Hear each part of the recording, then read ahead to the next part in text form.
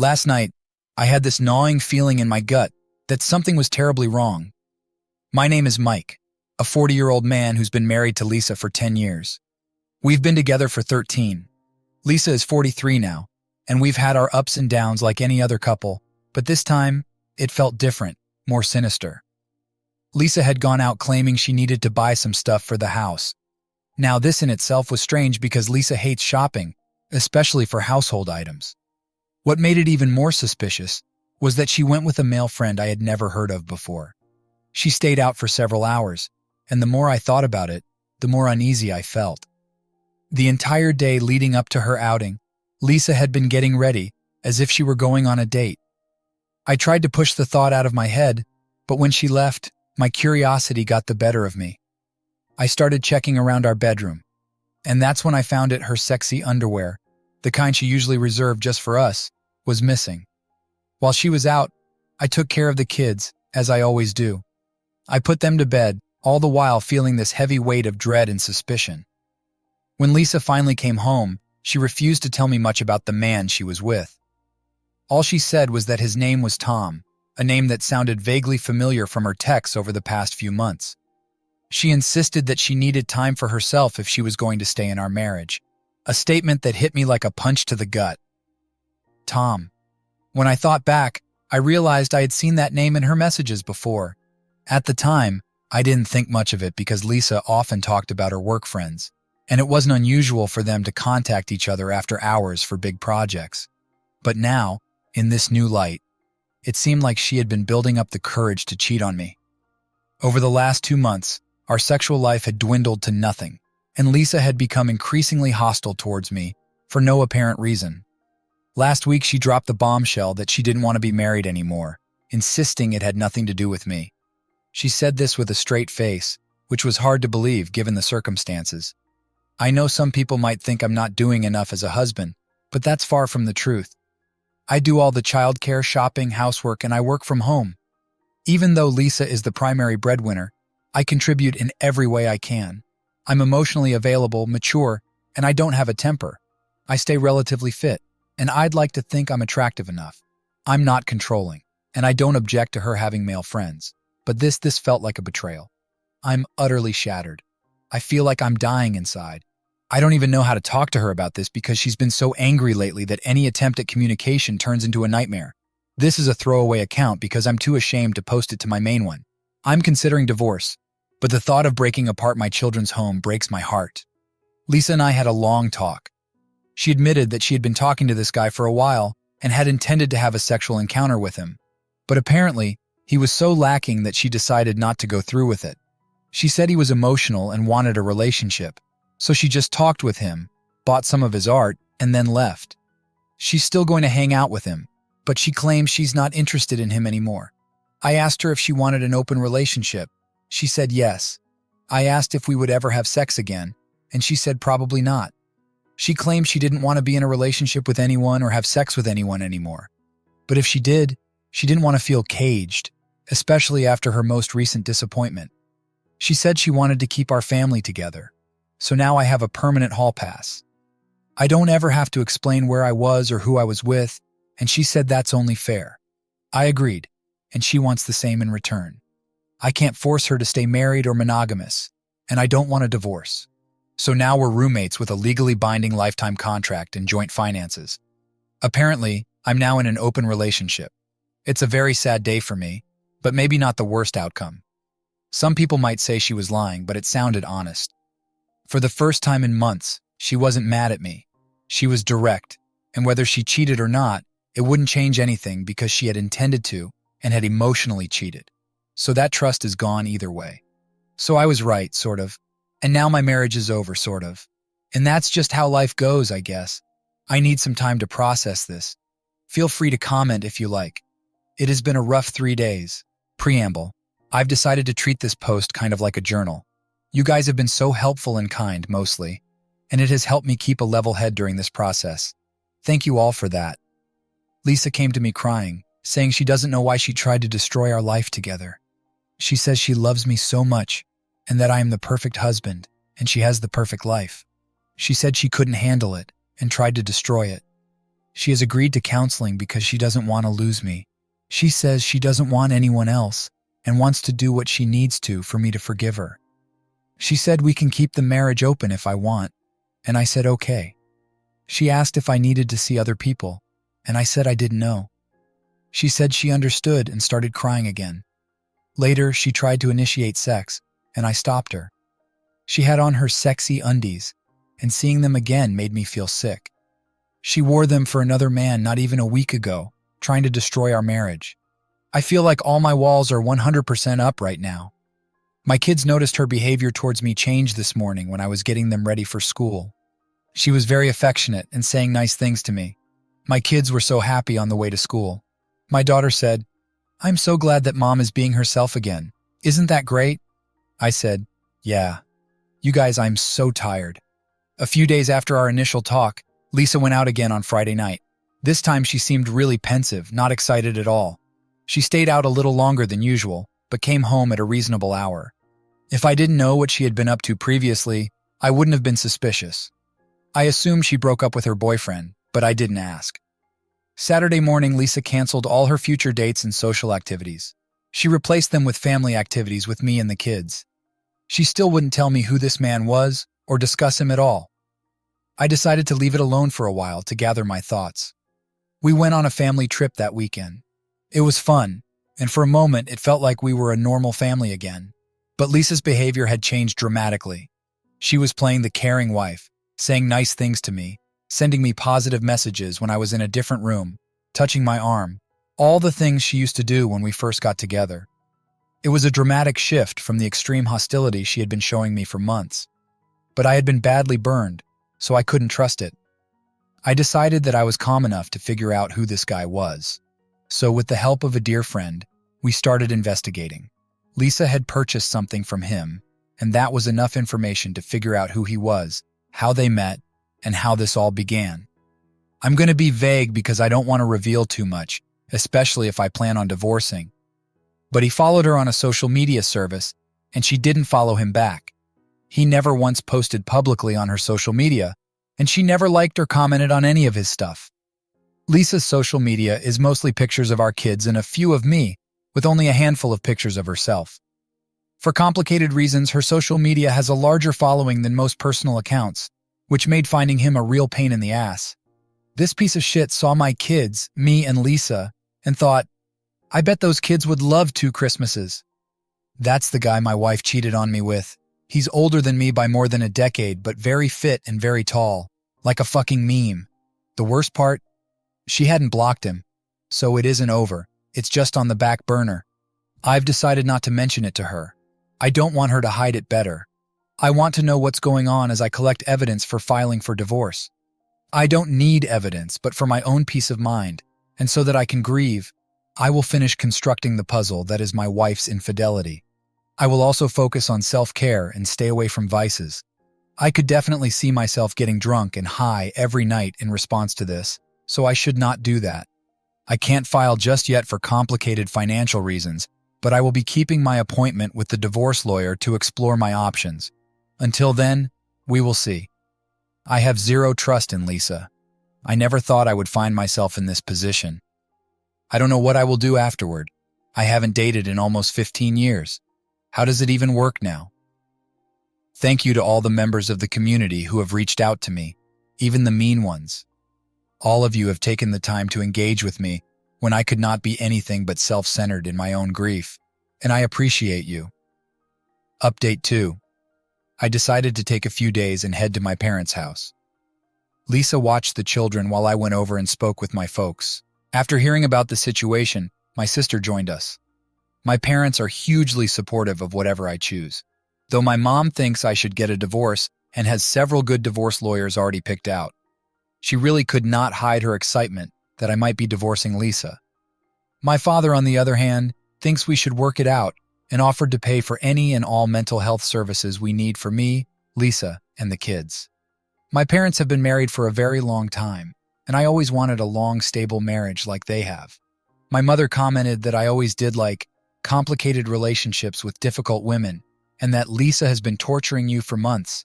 Everyone has been so worried about you, which feels about right. They needed a ton of landscaping done, so my sister and I spent the whole time working outside, talking. The weather was finally nice, and I had 2 days of clearing my head and being around people who love me, getting exercise. By the time I got home, I had almost forgotten my horrible situation. Lisa even greeted me when I got home and seemed very excited to see me. I was happy to believe for a moment that this was my life, gleeful kids and a happy wife greeting me at the door. It felt really good. I smelled terrible and was covered in dirt. I did not shower while I was over there. They only have 1 bar of Dove soap that they share, which was how it was when I was a kid, and honestly, I would just rather stay dirty. So I went to get changed in my room, the guest bedroom, where I now live, instead of in a room with Lisa. And let me tell you, it all came flooding back. Just a deep ache and a sadness that the person upstairs was completely different a week and a half ago and could just as easily flip right back. We are currently in a holding pattern where Lisa just looks at me wondering what I will do and tries to be on her best behavior, which she is already looking exhausted by, and I try to stabilize my emotional state well enough to make it through each day without incident. Either way, I have been getting a lot of attention online and in real life from potential suitors. There are a surprising number of women of all age groups who seem to really enjoy what I am about and how I look. I really did not know that there was this much interest. I'm going to start scheduling dates in the next few weeks. I don't know if it is a good idea or not. I don't know if there is anything out there worth finding, but I do know that sitting around my house being sad all the time is no kind of life. Oh, and my mom offered to watch my children while I went out on dates. Though she doesn't approve of it, if it brings me closer to getting rid of Lisa, she will help me do it. That woman is such a trip. Again, thank you everyone for your support and encouragement. My updates will likely be less frequent going forward unless something exciting happens. Real life is rarely this complicated and interesting in real time. Thank goodness for that. A week passed since my visit to my parents' house, and things seemed to settle into an uneasy routine. Lisa continued to try hard, and I could see she was making an effort to fix things, but there was a persistent cloud of distrust hanging over us. The changes in her were evident. She was more affectionate, more present with the kids, and trying to be the wife she once was. But I couldn't shake off the feeling that it was all too little, too late. One evening, Lisa and I were sitting on the porch after the kids had gone to bed.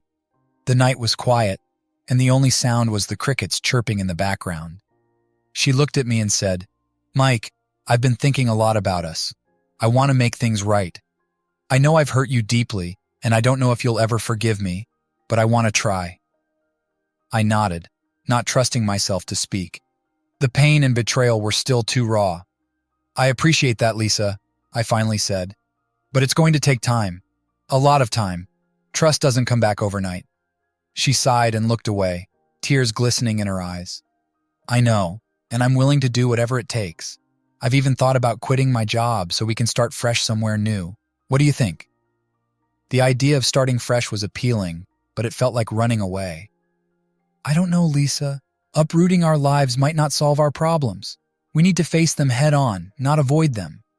She nodded, wiping her tears. "You're right. I just feel so lost." The next few weeks were a blur of counseling sessions, awkward family dinners, and tentative attempts at rebuilding our relationship. Our counselor suggested we take small steps towards reconnecting, like going on dates and spending quality time together without the kids. It felt strange, like we were dating all over again, but with a heavy baggage of the past hanging over us. One Saturday, we decided to go for a hike. It was something we used to love doing before things went downhill. The trail was beautiful, with tall trees providing a canopy overhead and the sound of a nearby stream creating a soothing background noise. For a moment, it felt like old times, just the two of us enjoying nature. As we walked, Lisa reached for my hand. I hesitated, but then took it. It felt awkward at first, but as we continued, the silence between us became comfortable. We reached a clearing with a beautiful view of the valley below and decided to sit down and take it in. "Mike," Lisa said softly, breaking the silence, "do you remember the first time we came here?" I smiled, a genuine smile for the first time in what felt like ages. "Yeah, I do. You slipped and almost fell into the stream and I had to catch you." She laughed, a sound I hadn't heard in a long time. "I remember. You were my hero that day." We sat there, reminiscing about the good times, and for a brief moment, it felt like we could overcome this. But then reality came crashing back. The memory of her betrayal was never far from my mind. As we made our way back to the car, Lisa asked, "Do you think we can ever get back to how we were?" I sighed, unsure of how to answer. "I don't know, Lisa. I really don't. But I'm willing to try if you are." She nodded, a determined look in her eyes. "I am. I promise I won't give up on us."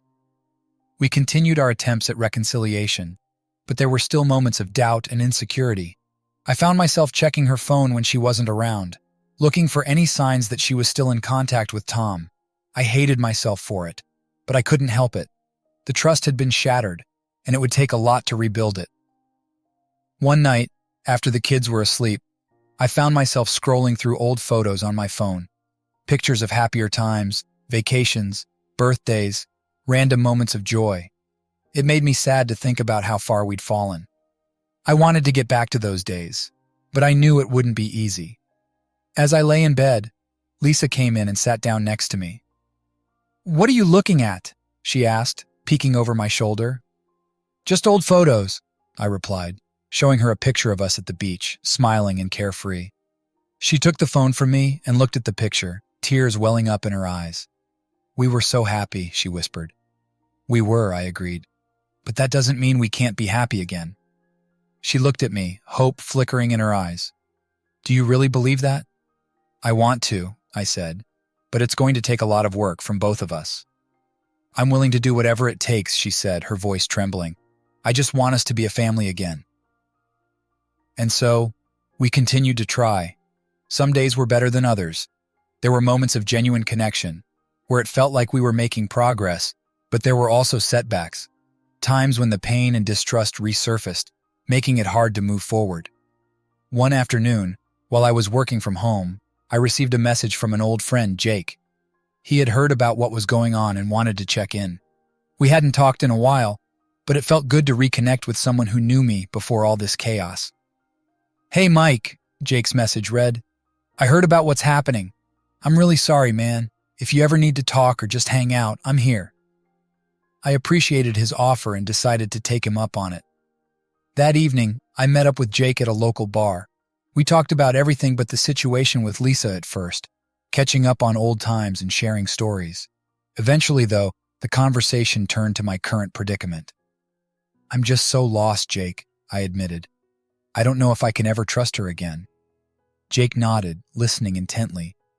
"It's a tough situation, no doubt about it, but you have to do what's right for you and the kids. If you think there's a chance to make it work, then go for it. But if not, don't stay just because it's comfortable."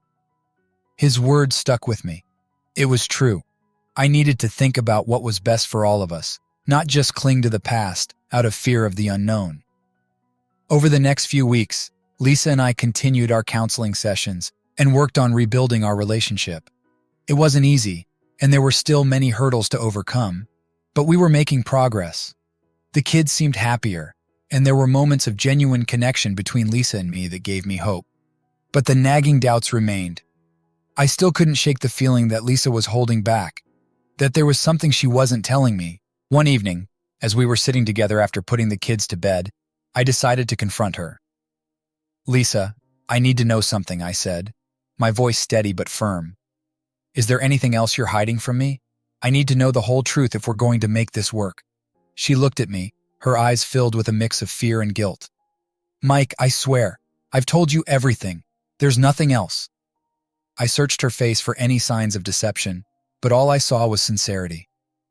"Okay," I said finally. "I'll trust you. But if I find out you're lying, that's it. We're done." She nodded, tears streaming down her face. "I understand. And I promise, there's nothing else." For the first time in a long time, I felt a glimmer of hope. Maybe, just maybe, we could get through this. For a while, things seemed to improve between Lisa and me. We were putting in the effort, going to counseling, spending time together, and trying to rebuild the trust that had been shattered. The kids were happier, sensing the changes, and it felt like we might have a chance to make it work. But deep down, I knew the foundation of our relationship had been damaged beyond repair. One night I was working late in my home office when I heard Lisa's phone buzz on the kitchen counter. She was in the shower, and I thought about ignoring it, but curiosity got the better of me. I glanced at the screen and saw a message from an unknown number. "Can't wait to see you tomorrow night. Missing you." My heart sank. I knew this wasn't innocent.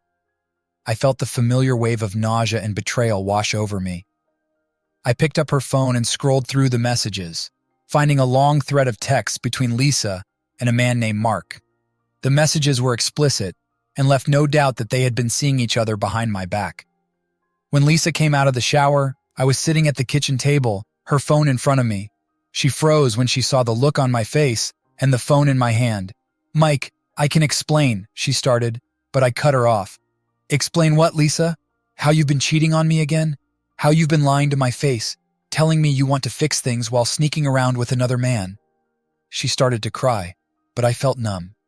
"I swear, it was just a mistake. It didn't mean anything. Please, Mike, give me another chance." I shook my head, my resolve firm. "No, Lisa, I can't do this anymore. I can't keep living like this, wondering when you'll betray me again. We're done." She begged and pleaded, but I was done. The next day, I contacted a divorce lawyer and started the process. It was painful, but I knew it was the right decision. For the sake of my own sanity and for the future of our children, I had to move on. In the weeks that followed, I focused on myself and my kids. We settled into a new routine, one without the constant tension and mistrust that had plagued our home. Lisa moved out, and I stayed in the house with the kids. It was tough, but it was also a relief to finally have some peace. I started seeing a therapist to help me process everything and to work through my feelings of betrayal and loss. It was a slow and painful journey, but I began to heal. I realized that I deserved better than a life filled with lies and deception. One day, while I was at a coffee shop, I ran into an old friend, Sarah. We hadn't seen each other in years, but it felt like no time had passed. We talked for hours, catching up on life, and it felt good to connect with someone who knew me before all the chaos. Sarah had been through her own share of heartbreak and understood what I was going through. We started meeting up regularly, and over time, our friendship grew into something more. It was a slow and natural progression, and for the first time in a long time, I felt hopeful about the future. As the months passed, I realized that I was stronger than I had given myself credit for. I had survived the worst betrayal imaginable and come out the other side. I had my kids, my health, and now, a new relationship with someone who respected and valued me. One evening, as I was tucking the kids into bed, my daughter looked up at me and said, "Dad, are you happy now?" I smiled and kissed her forehead. "Yes, sweetheart, I am. We're going to be just fine." Life moved on, and so did I. The pain of Lisa's betrayal would always be a part of my story, but it no longer defined me. I had learned to trust again, not just in others, but in myself. And with that trust came a sense of peace and the knowledge that I could handle whatever life threw my way. As for Lisa, we maintained a civil relationship for the sake of the kids, but I kept my distance. She had made her choices, and I had made mine. I wished her well, but I knew that my future lay elsewhere, with someone who truly valued me and our relationship. I continued to focus on my kids and my own well-being, taking each day as it came. There were still tough moments, but I faced them with a newfound strength and determination. I had been through hell and back, but I was stronger for it. Story 2. My wife is cheating on me. Something has been off with my wife, Kelly, for a while now. We've been together for 15 years and married for 5. We have a 14-month-old son, and things have been rough since he was born, getting a lot worse in the last few months. Kelly has gotten face injections and lost weight in a way that made me suspect drug use. She's been protective of her phone and generally dodgy. I confronted her about it, but she completely gaslit me. She made me feel like I was being paranoid and insecure. It got to the point where I set up an appointment with a therapist because I thought I was losing my mind and needed to figure out why I felt the way I did. Yesterday, Kelly told me she needed a weekend to herself and wanted to go to the mountains to snowboard and get a full night's rest away from our fussy baby. Something about it didn't feel right. She went back on birth control without discussing it with me. She got face injections, got waxed, and asked me to put the board rack on her roof, even though she claimed she was going alone. There were too many red flags for me to ignore, so I decided to hire a private investigator. The PI quickly secured photographs and video of her affair. It turns out she's having an affair with her boss. They're up in the mountains until Sunday. She's probably still with him right now. I feel like a fool. We've all hung out together multiple times, and I never suspected a thing. I'm so angry that she could blow up not just our lives, but also the life of our 1-year-old son. I'm stuck having to deal with her because of our shared child for essentially the rest of my life. I contacted a lawyer to file for divorce and plan to confront her when she gets back. Unfortunately, the divorce isn't likely to be finalized for over a year. This is going to be a long and painful process. When Kelly returned from her trip, I was ready. I had the photos and videos from the PI, and I was determined to confront her. She walked in the door, looking relaxed and carefree, which made my blood boil even more. I waited until she put her things away and settled in before I spoke. "Kelly, we need to talk," I said, trying to keep my voice steady. She looked at me, surprised. "Sure, what's up?" I took a deep breath and handed her the envelope with the evidence. "I know about you and your boss. I hired a private investigator." Her face went pale as she opened the envelope and saw the photos. She looked up at me, tears welling up in her eyes. "I'm so sorry, Jack. I didn't mean for it to happen." "Didn't mean for it to happen?" I repeated, my voice rising. "You've been sneaking around behind my back, lying to me and gaslighting me for months. How could you do this to us? To our son?" She started crying, but I couldn't find any sympathy for her. "I'm filing for divorce," I said firmly. "I've already contacted a lawyer. This is over." Kelly sobbed harder, but I turned away. I couldn't look at her anymore. I went to the living room and sat down, trying to calm myself. My mind was racing with thoughts of what the future would look like now. I knew it was going to be a long and difficult road, but I also knew it was the right decision. Over the next few days, Kelly tried to talk to me, to explain and apologize, but I couldn't listen. Every time I looked at her, all I could see was the betrayal. I focused on our son, trying to keep things as normal as possible for him. He was too young to understand what was happening, but I didn't want him to feel the tension between us. One evening, while I was putting our son to bed, Kelly came into the room. She stood in the doorway watching us with a sad look on her face. "Jack, can we at least try to talk about this? For our son's sake?" I sighed and finished tucking our son in before turning to her. "Fine, let's talk." We went to the kitchen and sat down at the table. Kelly took a deep breath and began to speak. "I know I've hurt you deeply, and I can't undo what I've done, but I want to try to make things right. For our son's sake, can we try to work through this?" I shook my head. "Kelly, I can't just forget what you did. You betrayed me, lied to me, and made me doubt myself. How can we ever come back from that?" She reached across the table and took my hand. "I understand how you feel, but I want to try. I want to do whatever it takes to make amends and rebuild our family." I pulled my hand away. "It's not that simple. Rebuilding trust doesn't happen overnight. Frankly, I'm not sure if I can ever trust you again." Kelly's eyes welled up with tears, but she nodded. "I understand it's going to be hard, but I'm willing to do whatever it takes. Can we at least try counseling?" I pondered for a moment. A part of me wanted to try for the sake of our son, but another part was deeply wounded, unsure if I could ever move past this. "I'll think about it," I finally said. "But don't expect miracles, Kelly. This won't be easy to fix." As days turned into weeks, we tried to navigate this new reality. We attended counseling, and I saw Kelly putting in an effort to change. Yet the trust was shattered, and every time she went out or was on her phone, a pang of suspicion hit me.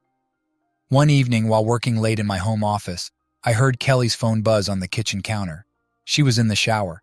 I considered ignoring it, but curiosity got the better of me. I glanced at the screen and saw a message from an unknown number. "Can't wait to see you tomorrow night. Missing you." My heart sank. This wasn't innocent. I felt the familiar wave of nausea and betrayal. I picked up her phone and scrolled through the messages, finding a lengthy thread between Kelly and a man named Mark. The messages were explicit, leaving no doubt they had been seeing each other behind my back. When Kelly came out of the shower, I was sitting at the kitchen table, her phone in front of me. She froze upon seeing my expression and the phone in my hand. "Mike, I can explain," she began, but I cut her off. "Explain what, Kelly? How you've been cheating on me again? How you've been lying, saying you want to fix things while sneaking around with another man?" She started to cry, but I felt numb. I swear it was just a mistake. It didn't mean anything. Please, Mike, give me another chance. I shook my head, my resolve firm. No, Kelly, I can't do this anymore. I can't keep living like this, wondering when you'll betray me again. We're done. She begged and pleaded, but I was resolute. The next day, I contacted a lawyer to start the divorce process. It was painful, but I knew it was the right decision. For my sanity and for our son's future, I had to move on. In the weeks that followed, I focused on myself and my son. We settled into a new routine without the constant tension and mistrust that had plagued our home. Kelly moved out, and I stayed in the house with our son. It was tough, but also a relief to finally have some peace. I began seeing a therapist to help process everything and work through my feelings of betrayal and loss. It was a slow, painful journey, but I started to heal. I realized I deserved better than a life filled with lies and deception. One day, while at a coffee shop, I ran into an old friend, Sarah. We hadn't seen each other in years, but it felt like no time had passed. We talked for hours, catching up on life. It felt good to connect with someone who knew me before all this chaos. Sarah had been through her own heartbreak and understood what I was going through. We started meeting regularly, and over time, our friendship grew into something more. It was a slow, natural progression, and for the first time in a long while, I felt hopeful about the future. As months passed, I realized I was stronger than I had thought. I survived the worst betrayal imaginable and came out the other side. I had my son, my health, and now, a new relationship with someone who respected and valued me. One evening, as I tucked my son into bed, he looked up at me and asked, "Dad, are you happy now?" I smiled and kissed his forehead. "Yeah, buddy, I am. We're going to be just fine." Life moved on, and so did I. The pain of Kelly's betrayal would always be part of my story, but it no longer defined me. I had learned to trust again, not just in others, but in myself. With that trust came a sense of peace and the knowledge that I could handle whatever life threw my way. As for Kelly, we maintained a civil relationship for our son's sake, but I kept my distance. She made her choices, and I made mine. I wished her well, but I knew my future lay elsewhere, with someone who truly valued me and our relationship. I continued focusing on my son and my well-being, taking each day as it came. There were still tough moments, but I faced them with newfound strength and determination. I had been through hell and back, but I emerged stronger for it. In the end, I realized that life is unpredictable and often unfair, but it's also filled with moments of beauty and joy. I learned to cherish those moments and to let go of the pain and bitterness that had once consumed me. I found happiness again, not in spite of my past, but because of it. I had survived and I had thrived, and that was something no one could ever take away from me. I found solace in the simple things, like spending time with my son, going for walks, and rediscovering old hobbies. I started painting again, something I hadn't done in years. It was therapeutic, a way to express my emotions and let go of the pain. As time went on, I became more comfortable with my new reality. I embraced the challenges and the changes, knowing that each step forward was a step towards healing. I focused on being the best father I could be, providing a stable and loving environment for my son. One weekend, Sarah and I took our kids to the park. Watching them play together, laughing and running around, filled me with a sense of peace. It was in those moments that I realized how far I had come and how much I had to be grateful for. Sarah and I continued to grow closer, our bond strengthening with each passing day. She became a constant source of support and love, helping me to see the brighter side of life. I knew that I had found someone special, someone who understood me and accepted me for who I was. As I stood in the park, watching my son and Sarah's kids play, I felt a sense of contentment wash over me. I had gone through the darkest of times and emerged stronger and wiser. I had learned to let go of the past and embrace the future with an open heart. Life would always have its ups and downs, but I knew that I could face whatever came my way. I had built a new life for myself and my son, one filled with love, trust, and happiness, and for that, I was truly grateful. In the end, I realized that the most important thing was not what had happened, but how I chose to move forward. I chose to live with hope and resilience, knowing that I had the strength to overcome any obstacle. I had found my way back to happiness, and that was something no one could ever take away from me.